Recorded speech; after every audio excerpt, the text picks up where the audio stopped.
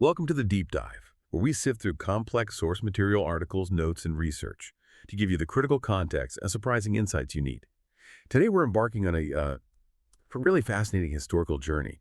We're focusing on a collection of paintings that basically define Russian art. But here's the thing.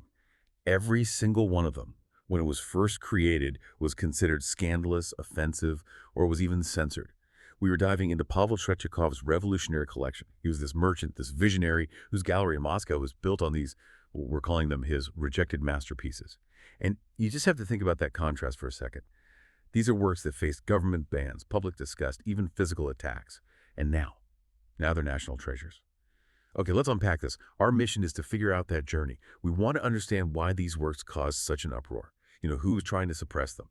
And most importantly, how did Tretyakov's own judgment create a history of art that the officials tried so hard to erase? And that context is it's absolutely key. You have to understand, Tretyakov wasn't just out there buying pretty pictures. He was strategically and very deliberately working against the entire cultural machine of the 19th century. That machine was, the Imperial Academy of Arts, which set the rules, state censors, the powerful church authorities. So when he bought these scandalous pictures, it was a signal. It told everyone he was a collector of independent thought, totally separate from official taste. He was, in a way, funding the opposition. Let's jump right into that clash, starting with Ivan Kramskoy's painting, Christ in the Desert. Today, when you look at it, it feels so serious, so profound. But back then, it set off this massive philosophical earthquake, was redefining the central figure of Christianity. The reaction was, it was vicious. People didn't just critique the art. They attacked Kramskoy himself. They called him an atheist, a nihilist, a revolutionist. Someone even said the work was a symbol of sick flesh, sick spirit. What on earth was it about this quiet man on a rock that was so political? It was the realism, the psychological realism. He was radically humanizing a divine figure. Kramskoy spent 5 agonizing years on this painting. He said the image was given to him through tears and blood. And his goal wasn't piety, it was honesty. He actually said, and this is a quote, "This is not Christ. I do not know who this is. This is the expression of my thoughts." Wow. So he wasn't rejecting the spiritual idea, but he was insisting that it had to be grounded in, real human struggle. The mythical, untouchable Christ was out. Precisely. And the painting's composition, it reflects that perfectly. What's so brilliant here is the visual argument he's making. Kramskoy uses the horizon line to literally slice the canvas in half, Right. which anchors Christ to this barren earthly sphere of struggle while his head is still in the heavenly realm. It's both at once. And Tretyakov saw that. He saw the philosophical weight of it and bought the painting immediately, right out of the studio. But that had to be a huge risk for him. Even for Tretyakov, with all those labels, atheist, nihilist, being thrown around. Oh, he knew exactly what he was risking. He famously said, "I consider this painting a major work, but I doubt anyone will agree with me on this matter." He bought it because it was necessary. It represented the intellectual struggle of his time on canvas. That really sets the stage for the next piece, which went beyond just criticism and into, actual institutional censorship. Let's talk about Vasily Perov's Rural Procession at Easter. This painting wasn't just disliked, it was banned. Yeah, the trouble started right away. The Academy of Arts rejected the first sketch, calling it an indecent depiction of spiritual persons. Indecent. Yes. Tretyakov bought the final painting anyway, but when it was shown in St. Petersburg, it lasted for only 24 hours. 24 hours? That's it. The state church, the synodal censorship, stepped in and had it taken down. That is an incredibly fast response. What was in the painting that was so offensive it had to be physically removed from the wall? Well, the Moscow critics were just brutal. They call it excessive tendentiousness. They accused Perov of showing only the dirty moments of Russian life, the moral slime. And if you look closely, you see why. There's a stumbling, drunk-looking priest. He's holding the cross so casually, one critic said it was like a murder weapon, and he's crushed an Easter egg under his foot. Oh, wow. And then in the foreground, you have a peasant carrying an icon that's completely overturned, a woman with these dropped cheeks suggesting decay. It was seen as a total assault on the holiness of Easter. But hold on, if Perov was just trying to attack religion, why are there, there's some hopeful elements in there, aren't there? That's the key point. He was criticizing the degradation of the practice, not the spirit itself. Look in the background. You can see these respectable young choir singers, and they're walking toward the distant temple. And on the banner, there's the symbol of the all-seeing eye of the Lord. It suggests that spiritual life endures despite the mess. So Tretyakov was collecting a critique, not a blasphemy. And buying this piece, it really cemented his independence. That's a great transition to historical tragedy on a much bigger scale. Let's move to Vasily Surakov's massive canvas, Boyarinya Morozova. This one sparked debates not just about history, but about style itself, about what a painting should even look like. Exactly. Surakov is tackling the rascal, the great 17th century schism in the Russian church. And Morozova was this noblewoman who resisted the reforms and was dragged away to prison.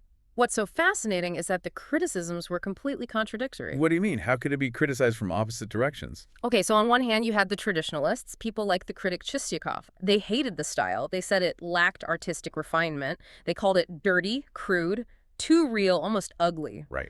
But at the same time, other critics were condemning the subject. They accused Surakov of idealizing the old believers, of promoting this religious dissent. Wait, so it was too ugly to be art, but also too heroic to be acceptable? That makes no sense. It's the classic conflict. What is historical art supposed to do? Surakov broke the rules of strict accuracy to create a more condensed, concentrated image. And you can see it visually. Look at how her sled literally cuts through the crowd. It splits the composition in two.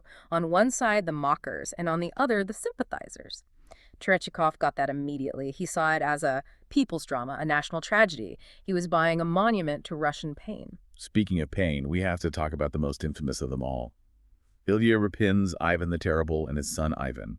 This painting has been physically attacked twice. That just shows you the raw power it still has. The controversy was, and still is, immense. It was accused of historical inaccuracy, of technical flaws, but mostly it was the bloody subject and the excessive naturalism. People just couldn't handle the raw depiction of grief and gore. And it got the attention of the state. It did.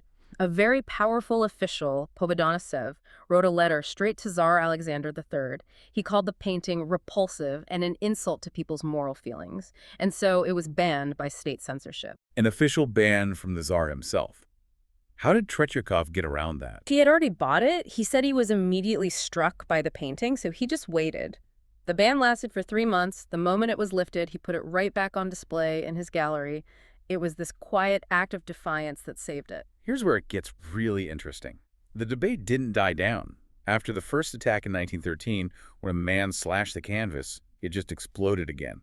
Repin was accused of being a naturalist, not an artist. And his defense was just legendary. At a public debate, he was being attacked from all sides, and his final response was simple. He just asked, should we ban Shakespeare now, too? So what does this all mean? He was saying that looking at tragedy, at suffering, isn't anti-art. It's essential. Exactly. And Kramskoy, who defended him, argued that seeing the painting would ensure a person against the unruliness of the beast sitting inside him, unquote. For Repin, the work was also tied to contemporary events, the assassination of Alexander II. So it became this huge commentary on autocracy, power, life, and death. Tretyakov died in 1898. But his collection really set the stage for the 20th century. And that transition is perfectly marked by Nikolai Guy's Golgotha. It really is a key transitional work. But it had a tough time getting into the gallery. It was never actually finished, and Guy rarely showed it because he was terrified of the censors. It was completely non-canonical. Tretyakov only accepted it after Guy died, and only because Leo Tolstoy insisted. So why did Tretyakov hesitate?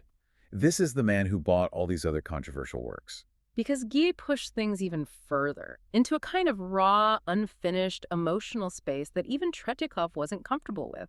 For instance, Guy shows Christ and the thieves without crosses. He's focused purely on the human act of condemnation. And the composition, it's so confrontational. The ground plane seems to tilt out into our space, putting us right there on the platform with Christ. So that shout, "Crucify him!" It feels like it's coming from our world. Guy said he wanted to make them suffer, not pity. He was trying to destroy the idealized images of the Renaissance. That rawness is why Tretyakov admitted he didn't understand or accept it. But connecting this to the bigger picture, that's what makes it so important. Absolutely. Tretyakov may not have liked it personally, but its open texture, that raw emotion, it absolutely foreshadows 20th century art. It was proto-expressionism. People drew parallels to Van Gogh, to Munch. It was collecting the future. And speaking of the future, Let's turn to a completely different kind of break with the past. Valencerov's Girl, Illuminated by the Sun.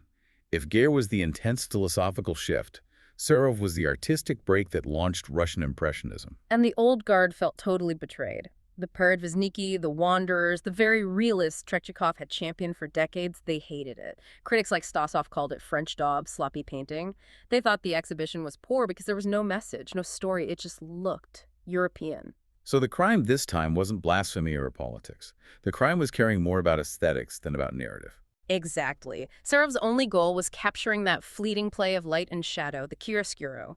He wanted to capture a moment of youthful joy. He even told his sister, who is the model, to just think of something good and bright. It was all about visual sensation, not social commentary. So what does this all mean for Tretyakov's legacy? He spent his life buying these heavy political works, and then he buys this. It shows his incredible foresight. He acquired Serov's piece despite the criticism from his own friends. He recognized it as a necessary step. He understood that for Russian art to stay alive, it had to embrace new things. It paved the way for modernism. He made sure his collection wasn't just an archive, but a living museum of artistic evolution. And that really is his legacy. The thread connecting all these rejected masterpieces is their refusal to accept convention, be it aesthetic, spiritual, or political. Tretyakov's courage in buying them ensured that the full, unvarnished story of Russian art was preserved for you to see today. So we've gone from Kramskoy's philosophical challenge to Perov's social censure, Ripin's political drama, G's proto-expressionism, and finally Serov's break into impressionism. So what does this all mean? Tretyakov wasn't just collecting masterpieces. He was collecting the history of controversy, the history of change. He knew the most important works often start out being rejected. Which brings us back to Ripin's question about Shakespeare. If a society keeps attacking or banning art that deals with tragedy, with suffering, with social darkness because it's too crude or too bloody, what does that really tell us about that society? It suggests an unwillingness to confront its own reality. So think about that. The next time you see a piece of art that makes you deeply uncomfortable, ask yourself, what truth might that discomfort be pointing toward?